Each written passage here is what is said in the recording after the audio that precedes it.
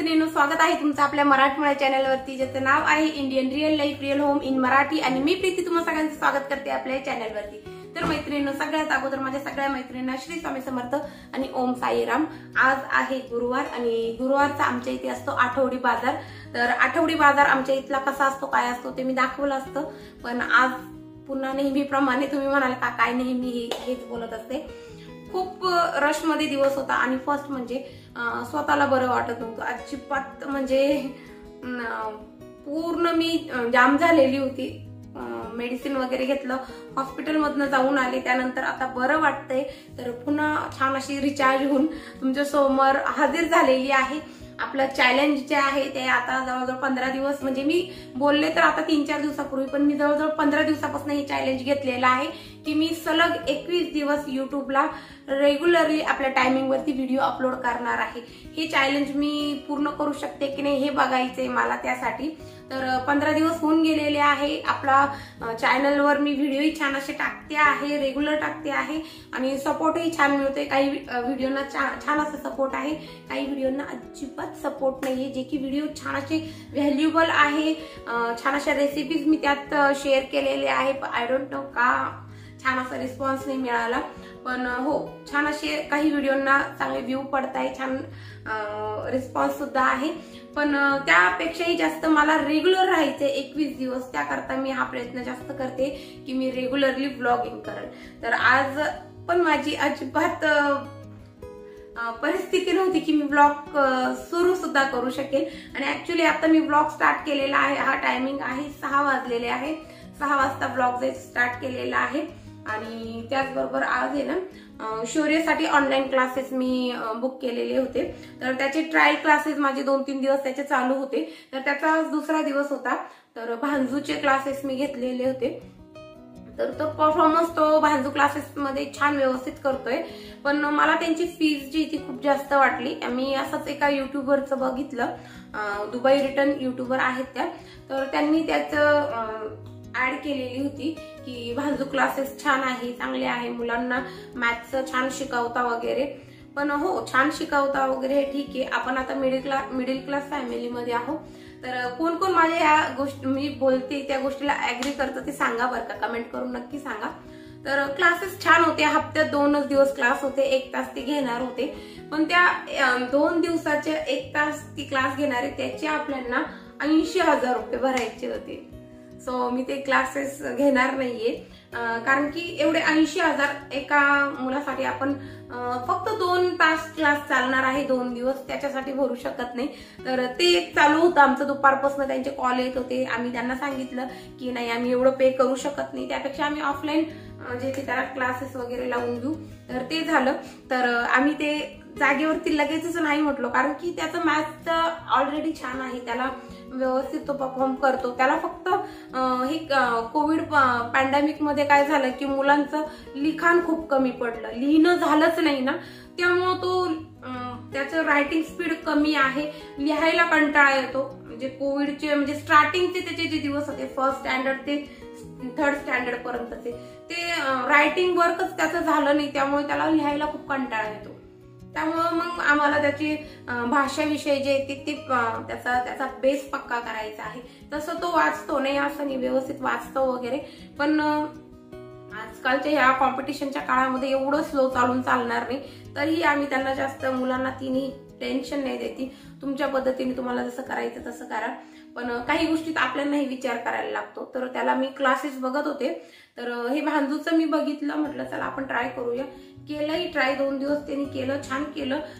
Even सगळ्या मुलांमध्ये शौर्य छान असा परफॉर्म करत होता, त्याचे आन्सर्सही सगळ्यांपेक्षा पटकन देत होता, व्यवस्थित होतं, पण परवडत नव्हतं, पेमेंट परवडत नव्हतं, 80,000 1 वर्षाचे द्यायचे। सो आम्ही त्यामुळे ते कॅन्सल केले। ते आता सुद्धा त्यांचा तो फोन कॉल चालू आहे, त्याचे पप्पा त्यांना अटेंड करताय आता, आणि एकदाही ऑनलाईन क्लासेसचं एकदा त्यांना माहिती झालं की सारखे कॉल करून त्रास देत असतात। तर मी म्हटलं आता ते तुम्ही हँडल करा, मी माझं काम सुरू करते।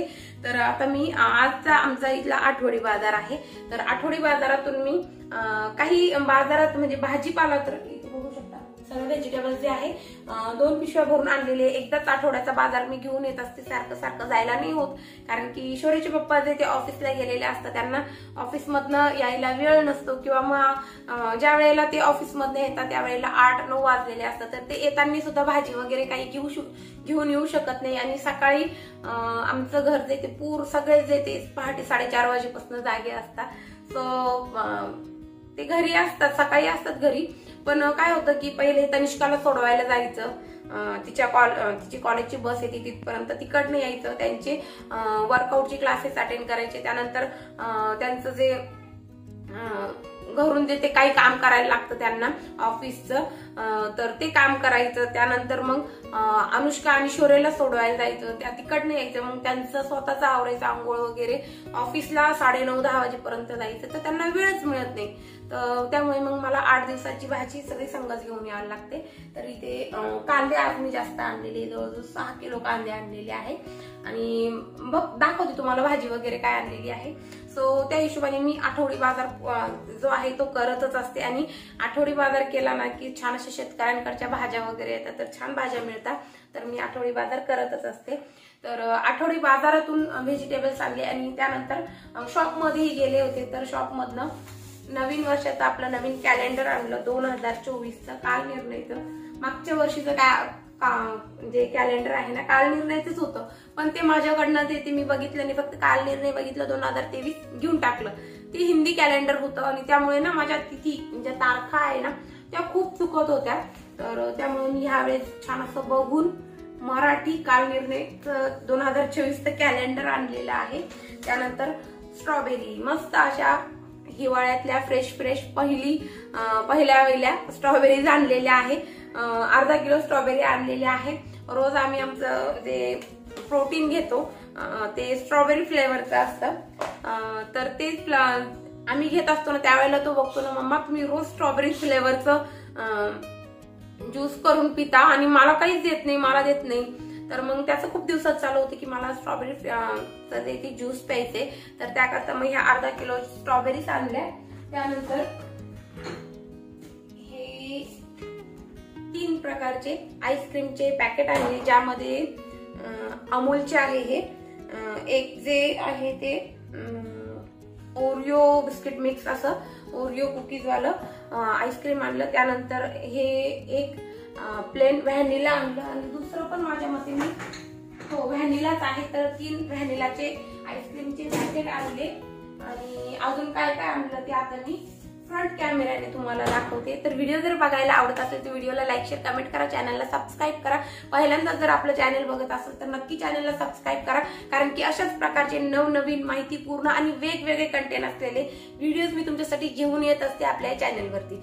तर आता मी तुम्हाला पटकन काय काय भाजीपाला आणला आठवडी बाजारातनं ते दाखवते. त्यानंतर पटकन अगदी 10 मिनिटात क्विक मी फ्रीज कसं क्लीन करते. आता इथे बघू शकता तुम्ही, इथेच मी तुम्हाला दाखवते. फ्रीज ते पूर्ण म्हणजे एम्प्टी तर आहेच, फक्त मला आहे या परिस्थितीमध्ये फ्रीज क्लीन करायचे, तर ते मी कसं करते ते तुमच्यासोबत शेअर करणार आहे. आणि छान अशी शेवग्याची शेंगाची काळी रस्सा भाजी शेअर करणार आहे. तर व्हिडिओ एंड पर्यंत बघा, छान असा इंटरेस्टिंग व्हिडिओ असणार आहे. आणि ते शौर्य आलेला आहे. आणि शौर्य तू सांग, तुला क्लासेस कसे वाटले? चांगले. तुला मिस काय बोलल्या? काय? व्हेरी गुड शौर्य. मिस त्या शौर्याला काय म्हणायचं? शौर्य व्हेरी गुड, एक्सलेंट शौर्य. शौर्य छान छान उत्तर देत होता, मस्त पटकन सगळ्यांना अगोदर बोलत होता. पण पैसा भी काम करताय भाई ना, पैसा कुठं भरणार नाही आपण, नाही का. आणि माझ्या मते हे आलेले आहे. शौर्यला स्ट्रॉबेरी खूप आवडल्या आणि शौर्य पटकन हा तुम्ही या इकडे. क्लासेस कसे वाटले तुम्हाला? ठीक होते. आणि एक्सपिरियन्स काय होता? मनी प्रॉब्लेम सब लुटने को बैठे. हा एवढे 80,000 एक वर्षाचे म्हटल्यावर, आणि हप्त्यातून 2 एक तास म्हणजे 365 दिवसाची झाली. 365 तास म्हणजे 700 तासाचे 80,000 रुपये. Doesn't matter. यांनी लगेच नाही म्हणून सांगितलं. नाही, मी ऑनलाईन क्लासेस त्याच्यासाठी बघते, नाही असं नाही, आपण पे करू शकतो, पण एक मर्यादा लिमिटेशन आहे की नाही. 80,000 एक मिडल क्लास फॅमिलीतनं कोण एवढे 80,000 रुपये लगेच भरणार आहे? आणि छोटा आहे, 5वीलाच आहे आता, 6th स्टँडर्डला. आता कॉलेजला तनिष्का कॉलेजमध्ये तिची सुद्धा एवढी वर्षाची फीज नाहीये. ती तर माझ्या मते सकाळी 7 वाजेपासून कॉलेजला असते, तर 12 वाजेपर्यंत तिचं नॉनस्टॉप कॉलेजमध्ये तिचे सगळे सब्जेक्टचे पिरियड चालू असतात. तर हे तर फक्त त्याच हप्त्यातनं आम्ही तर शॉकच झालो. काय करणार? चला ओके, माझा व्हिडिओ खूप लॉंग होतोय. आता मी पुढे छान अशी रेसिपी तुमच्यासोबत शेअर करते. बाजार काय आणलं ते दाखवते आणि फ्रीज क्लिनिंग दाखवते. चला तर मग मैत्रीण, आता व्हिडिओला सुरुवात करूया. तर सगळ्यात अगोदर जे ते मी जो बाजार आणलेला आहे ना, सगळा बाजार जो आहे तो किचन कट्ट्यावर जे ते व्यवस्थित मोकळा करून घेईल. म्हणजे सगळी पिशवी जी ते त्या किचन ओट्यावर जेवढा बाजार आणलेला आहे ना तेवढा काढून घेईल आणि त्यानंतर सगळे ज्या भाज्या आहे ना त्या एक एक करून वेगवेगळ्या करेल. तर आज तर मी जास्तीचे कांदे आणलेले होते आणि कांद्यांमुळं काय झालंय की सगळ्या भाजीपाल्यामध्ये जे ते कांद्याचे जे टलपर असतात ना ते गेले आहे. तर त्यामुळे मला बाजार जो आहे तो व्यवस्थित स्वच्छ करण्याची गरज होती. तर मी शक्यतो जे ते प्लास्टिक पिशव्यांचा वापर करीत नाही आणि जे भाजी विकणारे असते ना त्यांच्याकडनं सुद्धा प्लास्टिक पिशवी घेत नाही. सो त्यामुळे मग मी कांदे जे ते डायरेक्टली मी जी पिशवी नेलेली होती त्या पिशवीतच टाकून घेतलेले आहे. तर जवळजवळ 6 किलो मी हे कांदे आणलेले आहे आणि ते अशाच प्रकारे ह्या टोकरीमध्येच मी जे ते लॉफ्टवर ठेवून देईल. म्हणजे यांना हवाही लागत राहील आणि ते कांदे खराब होणार नाही. कांदे खूप लागतात ना आपल्याला.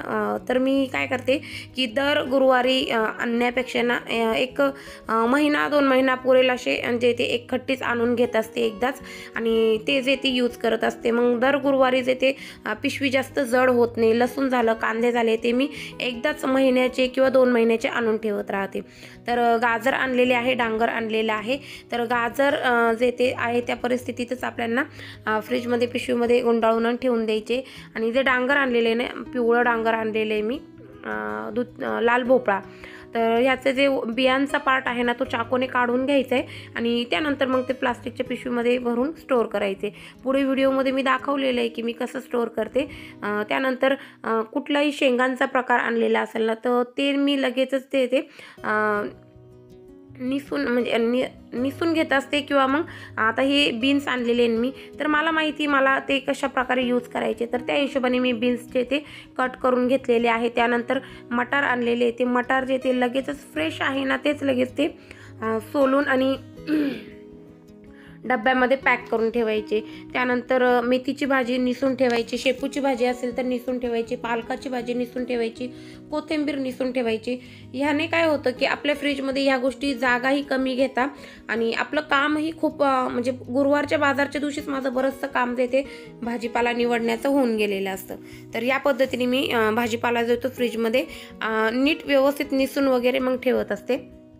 त्यानंतर चिकू आणलेले होते, शेतकऱ्याकडचेच चिकू आहे. तर त्यांनी फक्त 2च पिकलेले चिकू, मी त्या दादांना सांगितलं होतं की तुमच्या हातानेच निवडून द्या, मला काही समजत नाही.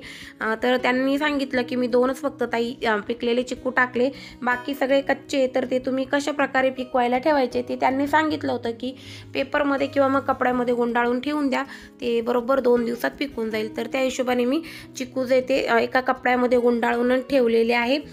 तुम्हाला मी अगोदर सांगितल्याप्रमाणे स्ट्रॉबेरी ही फ्रेश मिळत होत्या आणि चिकूही छान होते, फ्रेश होते.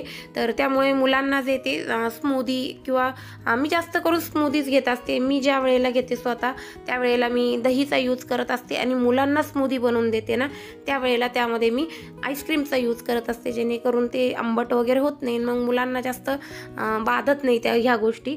आणि पण हो, देण्याचा प्रयत्न करत असते जेणेकरून त्यांना सिजनेबल हे काही फळं येतात ते सहन होता, सूट होता, तर सवय लागते मुलांना त्याकरता.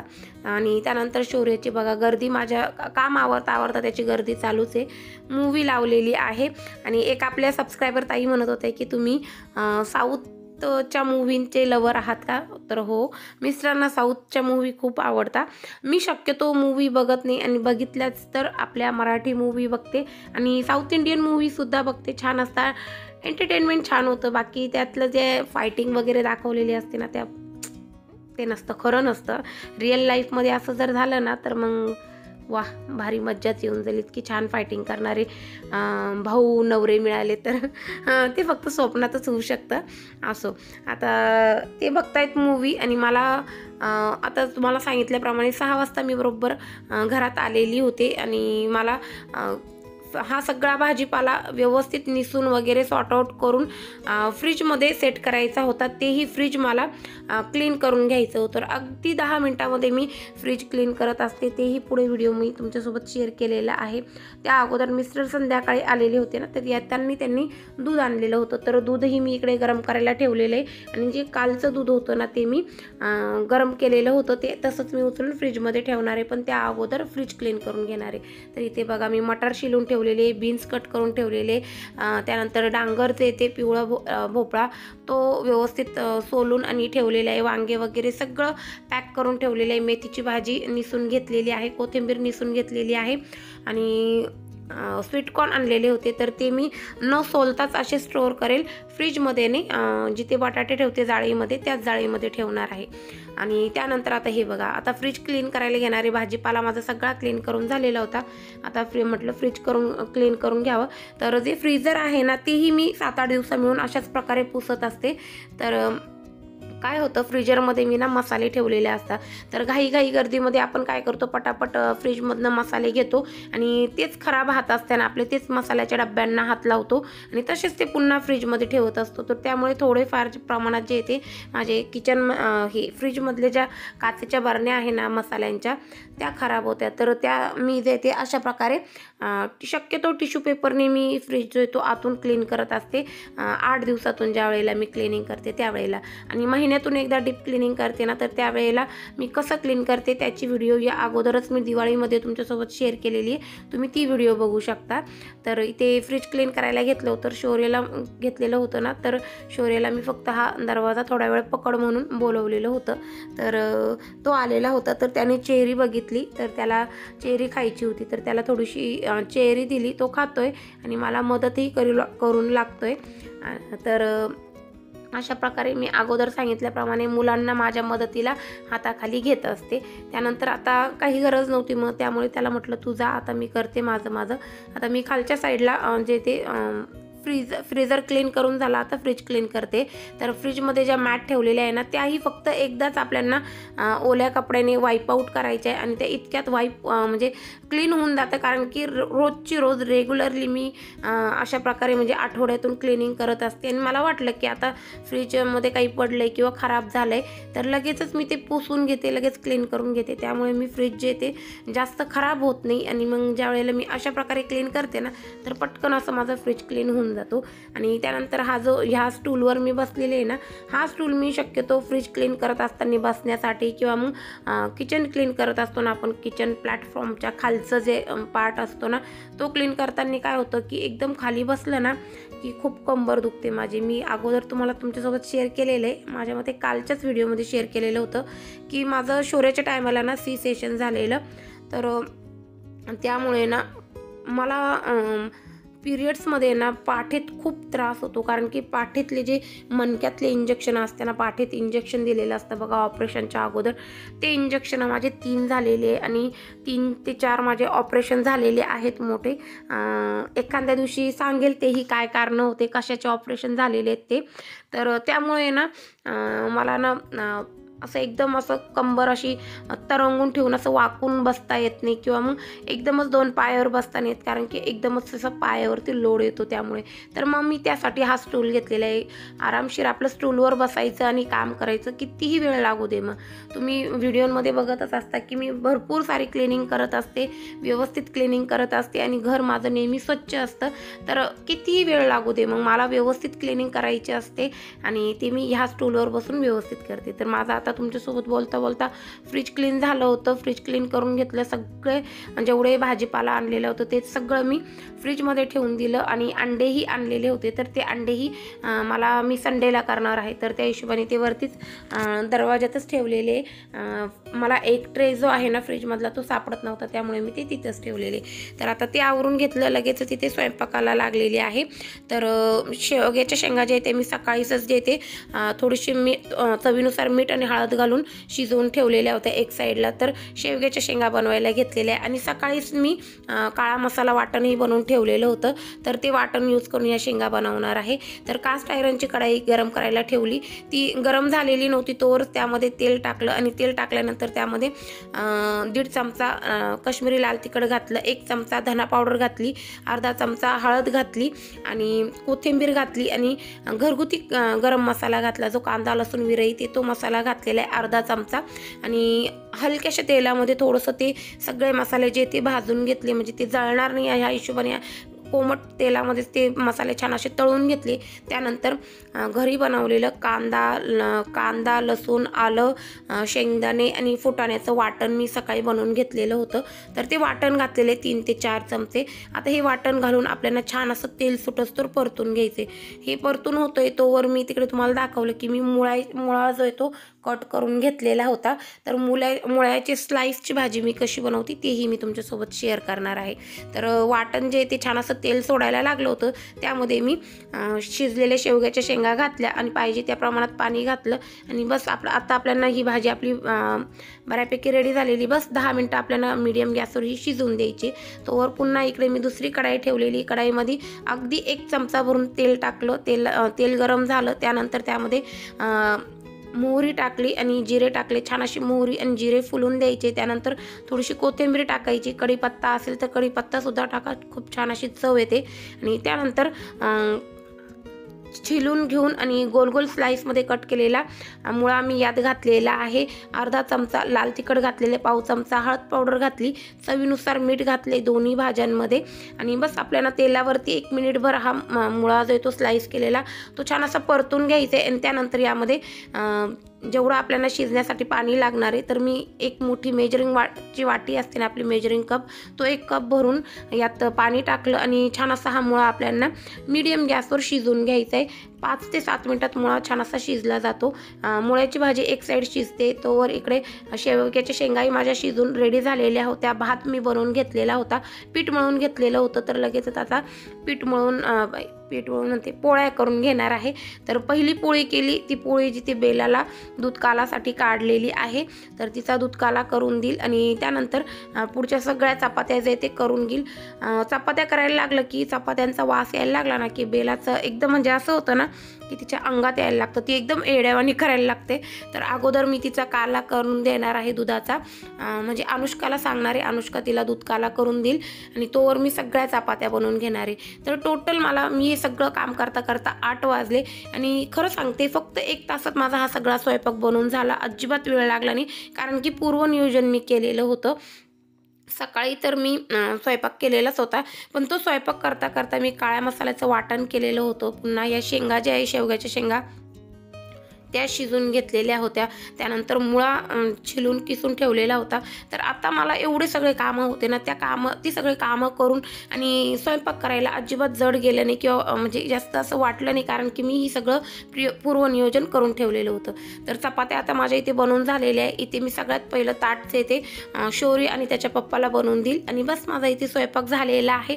या पद्धतीने मी गुरुवारच्या दिवशी आठवडी बाजार करते आणि भाजीपाला कसा स्टोर करते, फ्रीज कसं क्लीन करते ते तुमच्यासोबत शेअर केलेलं आहे. आय होप तुम्हाला आजचा व्हिडिओ आवडला असेल. व्हिडिओ जर आवडला असेल तर व्हिडिओला एक लाईक देऊन मोटिवेट करण्याचा प्रयत्न करा. चला तर मग भेटूया पुढच्या व्हिडिओमध्ये. तोपर्यंत bye bye and take care. Shri Swami Samarth.